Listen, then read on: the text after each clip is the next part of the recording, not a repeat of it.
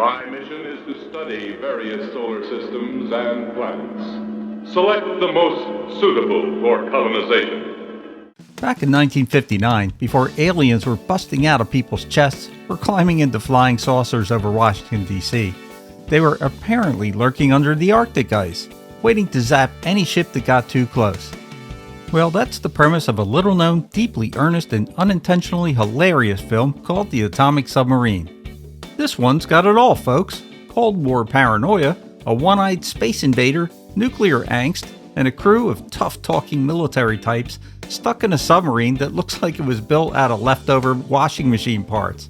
And yet, it's oddly entertaining. Let's take a closer look. Fantasy, sci-fi, horror, rerun zone.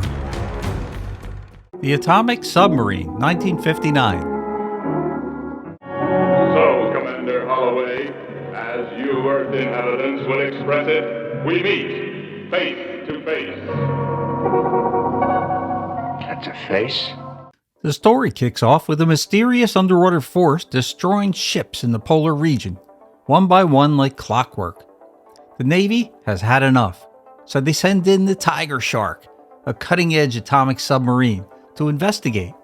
And when I say cutting edge, I mean it looked high-tech, at least in 1959. Now, the Tiger Shark cruised almost over the North Pole, waiting for the radio report that would put the plan into effect. On board, we've got the usual 1950 sci-fi suspects. A gruff mission-first commander, a calm scientist with a slide rule and a steady voice, a fiery young lieutenant who thinks fists solve most problems, and a thoughtful pacifist who'd rather debate aliens than shoot them. All packed together in a steel tube beneath the ice. What could possibly go wrong? You trade school boys are all alike, aren't you? Anybody who doesn't think like a little gold-braided puppet is ipso facto a coward. You said it, I didn't. Well, wearing a uniform doesn't bestow an automatic monopoly on courage, Commander. They soon discover the real threat isn't a Russian sub. It's a giant alien spaceship parked on the ocean floor. Inside, a gelatinous tentacled alien who looks like a leftover Halloween prop.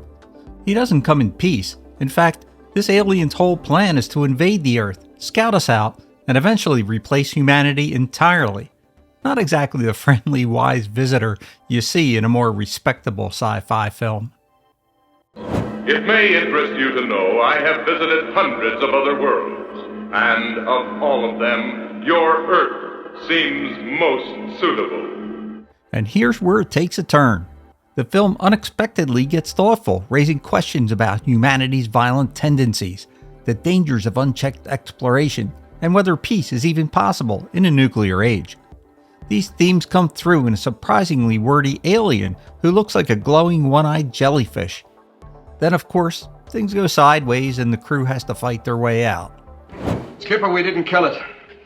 And if that thing ever gets back to where it came from, the Earth is doomed and everybody on it. You gotta admire their ambition. The special effects may be laughably primitive by today's standards, but there's some heart here. And a surprising amount of effort went into selling the science. Well, 50s science anyway. Eventually, the crew disables the alien menace and returns home having saved humanity, for now. The moral? Space is dangerous, and maybe we should stop poking around up there before the space eyeballs get angry. The Atomic Submarine is far from perfect. It's slow in spots, the characters are mostly cardboard, and the effects are, well, charmingly awful. But for fans of classic sci-fi, especially those of us who remember the thrill of late-night creature features, it's a blast from the past worth revisiting, at least for fun. So if you're craving a retro dive into nuclear age weirdness, give this one a look. It won't win any awards, but it may win a spot in your old school sci-fi loving heart. If you like classic TV, movies, and nostalgia, you're going to love it here at Rerun Zone. So take a minute to hit that subscribe button below.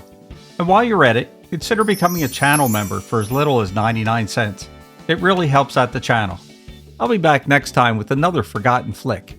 And until then, keep the popcorn hot and the ray guns charged. This is Rich from Rerun Zone signing off. To us, your form of life is ugly, as we appear to you.